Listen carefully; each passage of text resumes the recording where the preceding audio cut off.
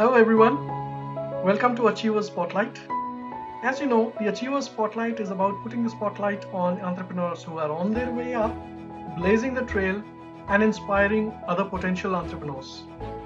In this episode, we have with us Kaushik, who was working in a very good position, in a good job in Dubai, earning a very good salary, but who one day decided to leave it all and follow his passion. He came back to Delhi in 2017 and started his own business. So everyone, please join me in welcoming Kaushik. Over to you, Kaushik. Thank you so much. First of all, it's a great honor to be part of this great forum. So just a quick introduction around me. I am Kaushik. I'm basically a pass out from MDI Gurgaon, 2005 batch. Following that, I was into IT sales, the typical corporate world that people usually get into. So I first joined Wipro out of campus, and then of course I went to SAP, IBM, and then we spent about 6 years in GBM, which is basically Gulf Business Machines, IBM in the Gulf, based out of Dubai. So we were there for it was about a total of around 15 to 16 years of corporate experience. In the meantime, my wife, she was also into operations. So she was here with eValueServe, eFund, so on, and then also Vodafone. So when we went to Dubai, she joined True Telecom, again in Dubai. After which, so she then wanted to delve and actually follow her passion, which was more around the makeup and the fashion industry and so on. So she became a freelance makeup artist. Then she started doing freelancing work in Dubai as well. That's how the passion kicked in. So the passion kicked in. Seeing her passion, I said, how much more of corporate stuff can you do? Might as well, because I've been in a sales background, and I think the bottom line to anything in life is ABC, always be closing. So, so that's something that was always there. I love sales all through.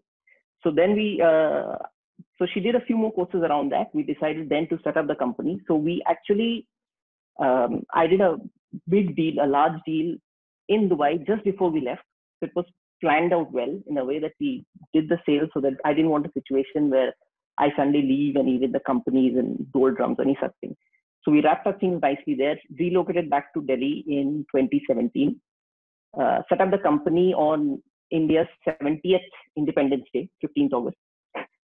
And that's how the Kind Infinity Group was born.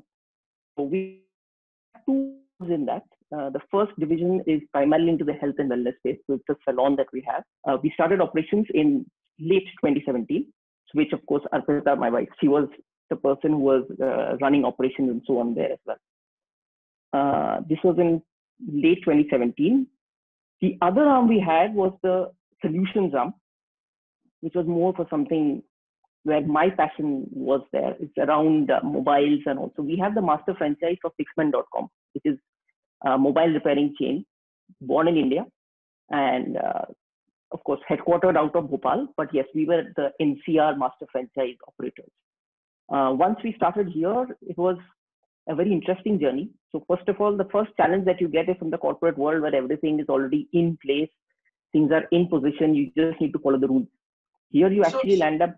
So before we get into the challenges, Kaushik, this seems to be a very interesting idea of coming back from a well-settled, well-paying job in Dubai, which is the hub for expats for that region, and leaving everything over there, a high-paying job, and coming back to Delhi and starting something of your own. Did you not want to pick up a job when you came back to Delhi, or did you not ask for a transfer from GBM itself?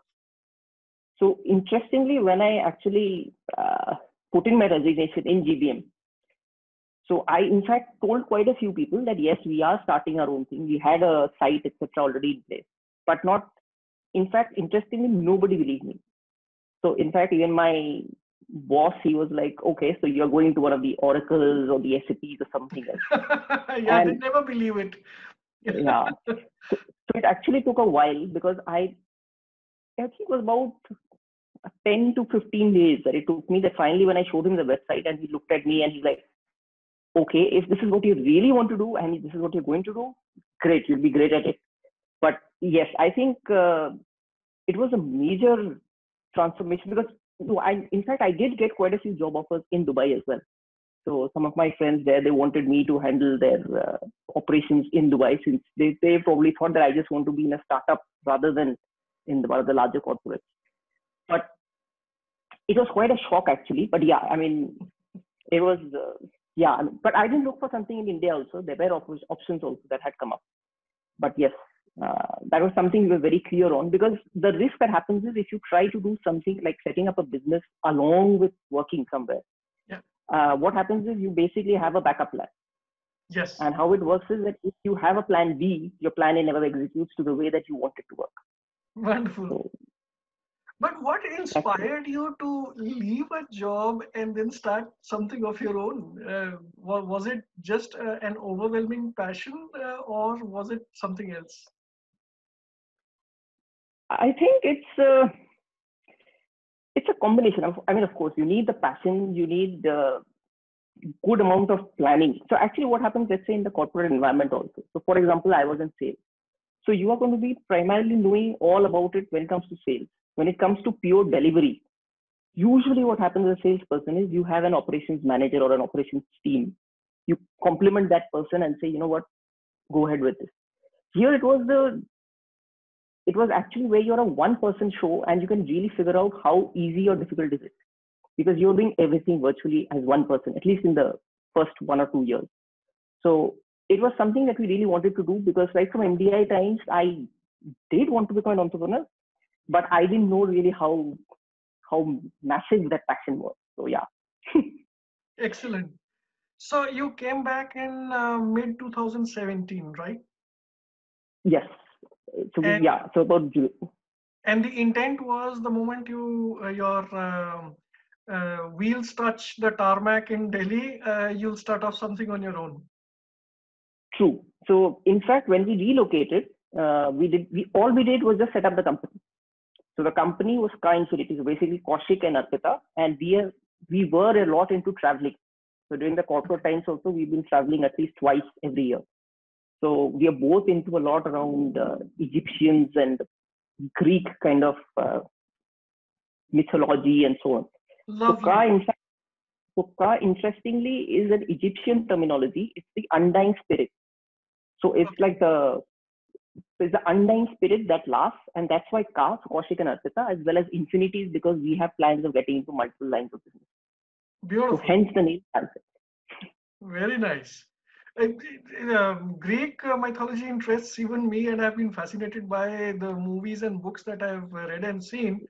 And 300 and Achilles are one of my favorites. So brilliant. So we've in fact been to Rome, Greece, Egypt, wherever it was remotely close to this kind of mythology, and it's fabulous, absolutely fabulous. Excellent. In fact, just a couple of days ago, I finished the series on Netflix, Medici, and it's so beautiful. And I've read about Bonfire of Vanities, which happened somewhere in the 1700s, and when you see it on screen, and people are bringing it to life, it's a beautiful experience watching Michelangelo and Leonardo da Vinci being brought to life. Very true. Very true. Even the kind of marketplaces they had then was absolutely unthinkable. I mean, probably the basics has not really changed even after multiple centuries. So that's fabulous. True. So towards the end, say September, October 2017, you set up your salon business? Yeah, so we actually moved on so when we came back around July, August, after that we took some time, we were looking for good options. So that's how we set up. So the salon we started late, somewhere in December. So that was the first salon. We actually had plans of setting up the salon ourselves. But then there was another salon that was, for multiple reasons, was not doing too well. So I have always been inspired by a series called Profit, where the person basically takes over the company and he transforms it operationally. So I believe that there are, of course, I mean, general businesses like this, let's say a salon business, something is a very operational business. Yes. So it's something that can be run operationally very well, because it is a mixture which you have to do a branding, you have to do a sales, you have to do a lot of marketing involved. Because at the end of the day, I think even Gary Vee is very clear on this. So you need to have a brand.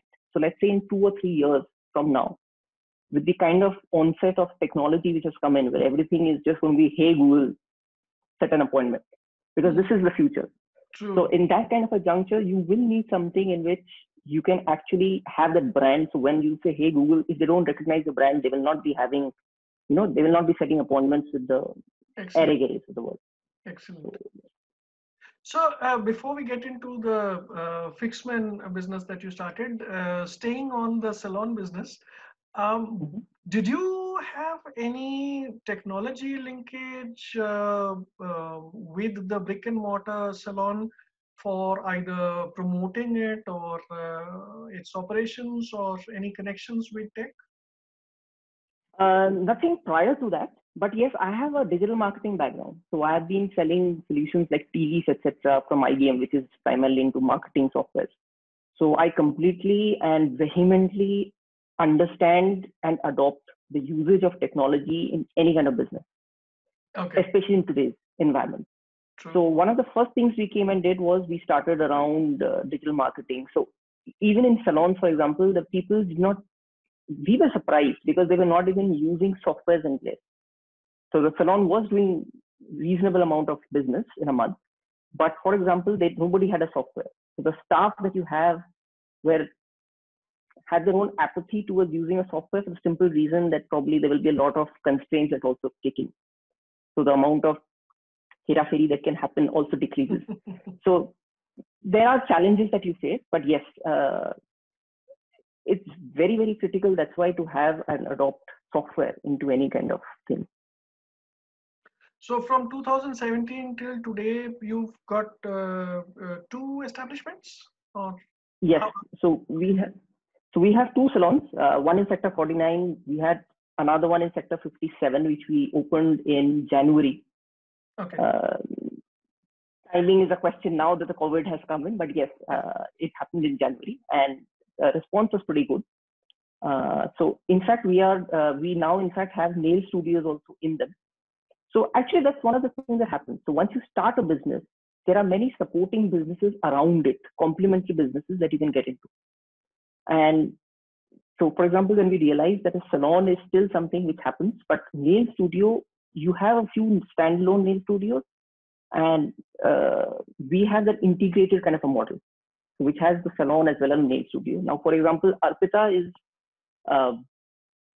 way back. I mean, right from the beginning, she's very, very clear when it comes to hygiene and performance and service delivery. So because she had, for example, Vodafone, etc., she had a lot of a customer service background. Okay. So that's why she understands the criticality of CSAT, customer satisfaction, and so on. So that's why we were very clear on that. And yes, I mean, the kind of response we had in our second salon also was really good. So far, so good. So we are in fact finalizing the franchise model, so we will be going to a franchising as well. Oh, wonderful. That sounds like really good news to some of our viewers who are planning to start their own business. So those of our viewers who are planning to get into the beauty business and the personal upliftment business, what is it that you would advise? How much money would it require to start, let's say, a beauty or a salon business? So, for example, our brand, by the way, is called Head to Toe Glamour. So the brand that we have, so you have different kind of models in place. So if you're looking for a reasonable kind of size, so let's say around 600 odd square feet carpet area. So that will be about an initial investment of around 20 odd lakhs, 20 to 25 lakhs. Okay. Including the franchise fee and so on. But that will include, for example, the entire setting up cost, the actual learnings that we have gathered. So one of the reasons that we took about a 2-year gap in setting up the first salon and the second was because we wanted to actually test what works and what doesn't. Because while Arpita had a lot of background when it came to Dubai operations and how things work in Dubai, at the end of the day, demographics are different. The spending power is different. earning is different. So we had to customize a lot of things and actually get it in a model which works. So the reason is we tried when it came to staff, trainings, etc. And then when we actually moved into the second, it was more like a testing how quickly can it be developed and delivered. And in fact, the results were really, really encouraging. So we started operations in Jan, and by Feb, we had one of the phenomenal months all across all the three businesses. So yes. Excellent. So the name of the brand that you're franchising out is Head to Toe. Yeah, Head to Toe Glamour, but we've called it, the website etc. is H2T Glamour. So we call it as H2T, but the main concept is basically to look glamorous because Arpita has her background from Dubai, which is the glamour capital of the world. And of course, Absolutely. it's right from head to toe. So that's why the name Head to Toe Glamour. So everyone out there who's watching this, in case you want a franchise of Head to Toe Glamour, which is the baby of Arpita and Kaushik, please feel free to see the link below and click on the link. You will be directed to their website, and you can then get in touch with them directly in case you want to start a business using a franchise of Head to Toe Glamour. So Kaushik, moving on to the other business that you started after becoming successful over here. Could you tell us a bit about Fixman and what this business is all about, and how did you decide to get into this business? Sure. So Fixman is basically a mobile repairing brand. Is a brand that has been from Bhopal, headquartered in Bhopal. Of course, their founder Shad, he's also with us here in Dwarka. So it's in Delhi. Of course, I'm in Gurgaon, but yeah, I mean he's in Delhi. And so what we realized, we signed the contract again late December, but by the time we finally set up our first company operated outlet, it was in March 2018. So we set it up in the same premises as our Sector 49 salon. The reason being that we are able to operationalize and actually govern both together. We also have a concept of shared costs. So for example, there are facilities like say a coffee vending machine, the helper, etc. So we can actually augment that cost and it's all around cost optimization. That's understandable. So yeah, so that's why we did it in the same place.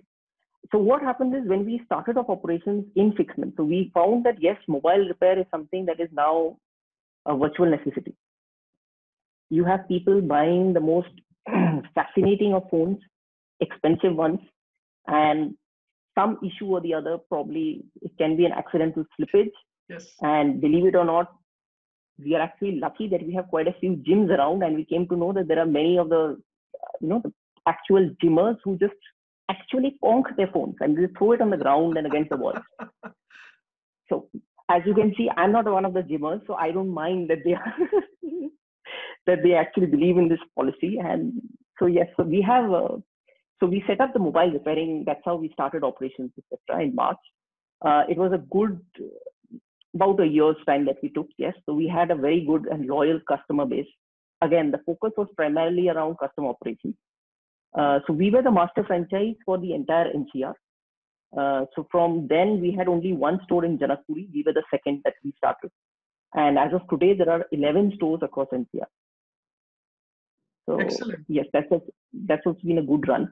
What worked is that since we were into this franchising concept, it was easy for us also to figure out what are the weaknesses you face when you're a franchisor yourself or a franchisee yourself. So when we are actually franchising out the salon, it makes sense because we are able to cover those gaps as well. But so, why mobile repair business? How did it tie in with the the idea of starting a salon, or was it some latent passion which was which came up? What made you get into the mobile repair business? So I have always been passionate about mobiles. Even in Dubai, I was always anti-Apple. So I've had heated discussions, and Apple, by the way, in Dubai has a penetration of around 98%. Wow. So yeah, so that is a kind of environment I've been in, and I have adamantly avoided having an Apple with me all through my Dubai days. On the other hand, Arpita has always been an ardent Apple user and admirer, and we've had heated discussions inside the house with my colleagues at work.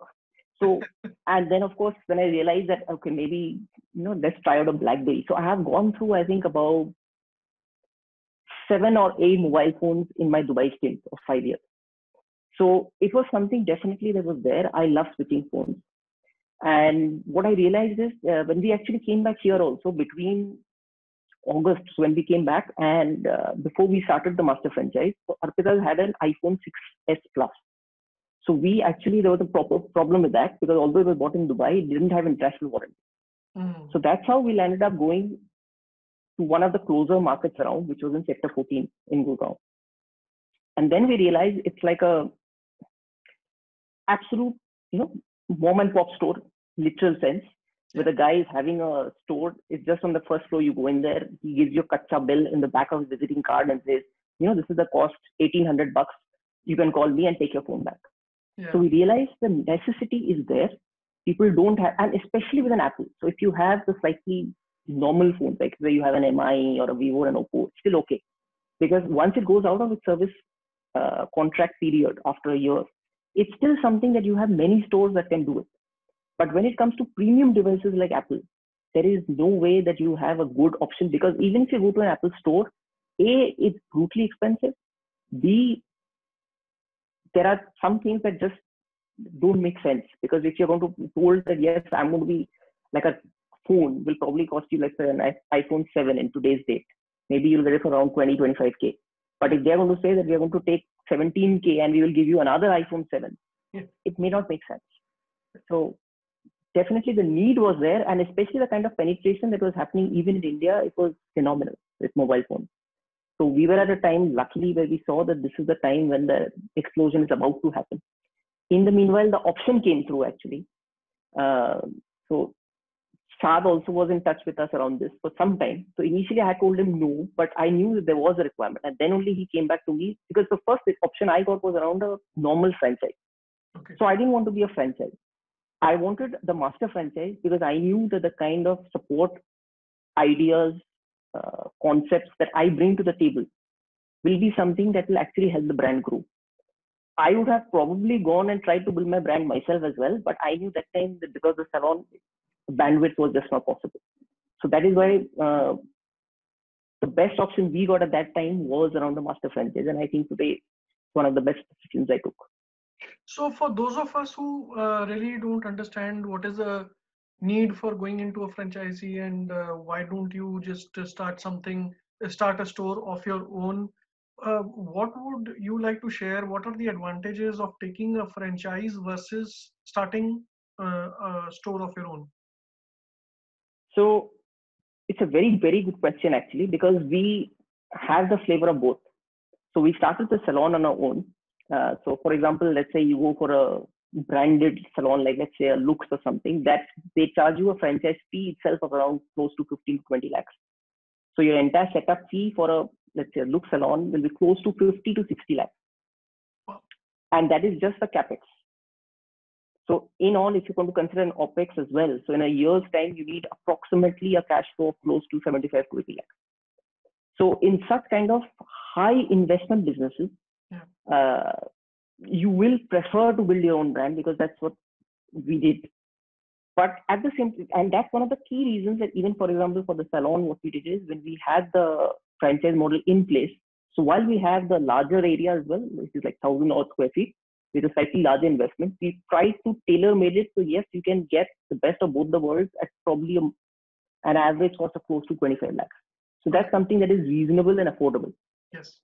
Now, when it comes to the mobile business, yes, mobile repairs, you can find tons of them springing up every day. So a franchise business is perfect if you are not planning to spend time yourself in that particular business, let's say after 6 to 8 months. In the first 6 to 8 months, you need to spend some time, get things in place, control the staff, so on as well. But when it comes to a run rate business, let's say after a year's time, you don't want to be spending more than 1 to 2 hours a day, franchise is the way to go. Because if you are actually setting up, so I have this question a lot from my technical guys in the mobile repair business, and they were like, "Sir, आप ऐसे business में क्यों हो when you really are not into actually understand the technology behind it? You know, how do we change the battery, etc., etc." And then I told him the same thing. I said, I don't need to be in the business because I am not going to be sitting and actually changing batteries myself. Right. I will have people doing it for me. Because if I had to be sitting and doing it myself and be a self-employed person, I would much rather have continued work with a GTM or an IBM. So it's a very personal requirement. So people need to really be clear on this, that do I need to be setting things up myself? And why am I entering into this? If a franchise business is just because something that while I'm working on a corporate, I'm having the corporate life, I'm also doing something as a side business. It's a good option. So it depends on what works and why the person is going behind it. But sorry, coming back to your question around the challenges that you face, if you're building your own brand, you actually have to try everything from scratch. Right. So when you choose a franchise, for example, the best practices are given to you. Okay. So of course, it depends on the brand as well. But so what happens? Example, if I could take the salon example, when we are giving out a franchise, we are saying that this is how you are supposed to train the people. The staff will be trained by us. So they will be selected by us. There will be regular trainings that will happen. There will be constant audits that will be happening from our team, from the central head office, who will be going down there. There will be mystery buyers who will go in as a normal client, who will have the experience, and they will be able to give a complete third party transparent view as to what actually works, what doesn't. We have a dedicated customer support line. So people actually call, they email, we are very responsive on all sorts of social media. So these are support channels that if you're trying to build it yourself, it will take you a ton of effort and a ton of manpower and a lot of knowledge around this. What worked for us, Arpita has an operations background. She's also the creative one. I, for example, am highly non-creative, but I'm very good with numbers. So you need a mix of those kind of people to actually build that model on your own. So suppose someone from our viewers decides to take up a franchise of your mobile repairing business. How would that work? Will you be giving them the trained staff to put in their stores? Will you be giving them the branding to put on their stores? What would you be giving them? Sure. So in the mobile repair, I'll just delve a little deeper into it. So what we have is, we initially just signed up as a master franchise for Fixment. We started operating our outlet, and then we realized that there were issues when it came to, because we are using the same GST number and so on. So we have now got a different arm in the business. It's called Tri-Infinity Solutions. So that arm is basically has the master franchise for Fixment.com. Along with that, we are also into, now we have entered the space for about 6 odd months. We have now entered the refurbished device space. Excellent. But in refurbished space also, we are primarily into premium phones. So we have Apples and we have OnePlus. The reason we got into the refurbished space is I think the latent demand that is there is massive. People even working in a salon, for example, so which are like pure blue collar people, actually want an Apple phone. And of course, they understand that they will not be able to afford the 45,000-50,000 new kind of devices. But we've had helpers in salons, in gyms, come in and buy iPhone 6, 6s from us. Wow. Excellent. And what happens is, they can go to the OLXs of the world and pick up similar phones. But then what happens is, you don't know what actually is in the phone. Yeah. So many of them would probably have a conked out battery that you will realize after 2 or 3 days, oh, the battery just doesn't work. Yeah. And then you'll end up and spend another $2,000 by coming to one of our stores and getting it fixed. So when you're able to actually give a mobile phone with a warranty on it, it is phenomenal, especially premium. That's why we are not into normal Android devices. We are only into Apple, and that's why we have recently got it into OnePlus. That's about it. Now, in this, so Tri-Infinity Solutions, so what we are now, from the Tri-Infinity Solutions perspective, we do give out Fixment.com franchises. So when a franchise does open, so of course there will be help and support given in even setting up the outlet. So in setting up the, actually scouting the areas. So in Fixment, we have one of the guys who's dedicated for that. He actually knows most of the areas around NCR, etc. So they will search the different options, figure out, yes, this works. This is the kind of rentals. They'll give 2 or 3 options to the franchisee. And then the franchisee can say, okay, you know what, let's go ahead with this. So once that is done, then we actually get into setting up things as well. So right from the training of the staff that also happens. So yes, everything at the end of the day, the franchisee has to approve most of the decisions. But yes, it's an online system that is in place. So for example, if somebody does come, you can hit the Fixment website, so on, and all the kind of leads, etc., are also generated to each of your franchisees. Now, from a Sky Infinity Solutions perspective that we are, what we do is we are primarily, so since we are also into refurbished devices, we also have a corporate tie-up that is now that we are developing in place with most of the large corporates.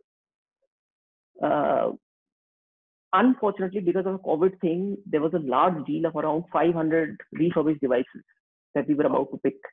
Wow. And the company has put that decision on hold. So it's right now on hold, but hopefully it will recover. So there are companies that we are finding out. So for example, with even like we have a deal with HDFC Bank. So if any of their clients actually walk into either of our premises, be it the salon or the mobile, they get a flat % discount. Excellent. If they have, there are AMCs also that we give. So if suppose there are certain people who will want that, yes, once the phone has gone out of the sport, the typical 1 year, after that, they can actually take an AMC also from a particular outlet and they can go on. When it comes to the refurbished devices, we do give a kind of a buyback kind of an option as well. So in the sense that in case you want to exchange the phone, we do that. It's about a month. Nice. So yeah. So in fact, it's about during the lockdown that we figured out that there is a requirement of even new devices. And what we have done is now we have tie-ups in place. And during the lockdown also, we have sold about 3 Apple devices and a couple of Samsung devices. So what we realized is that there is a requirement for new devices as well. So in fact, the latest arm that we are building is we are going to be having a tie-up with even Samsung, for example, and you can actually buy devices on our website as well. So Excellent. This is still in the works, but yes, it's in progress. So all of you out there, in case you are interested in setting up your own business in an area where it is comfortable for you, in one of the most actively increasing businesses amongst all sectors, which is the mobile repairing and refurbished mobile sales, please get in touch with Kaushik at Fixment. The link is given below. You can get in touch with them and they will be happy to help you set up your own business.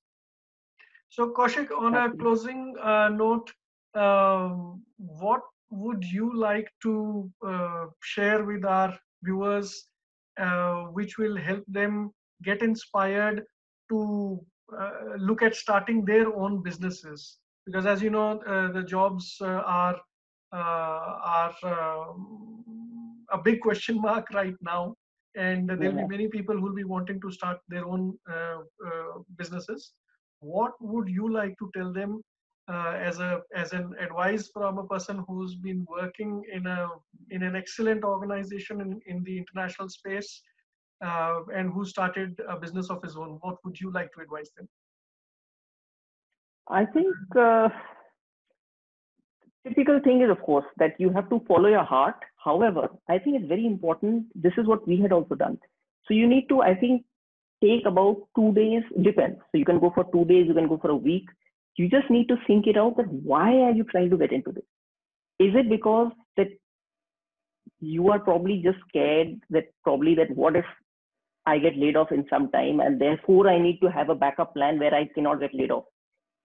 If this is the premise, to be frank, and this is, I think, something which is very critical, this is not the right reason to do it. If the reason is that I am not getting along with my boss and therefore I want to set something up of my own, even that doesn't work.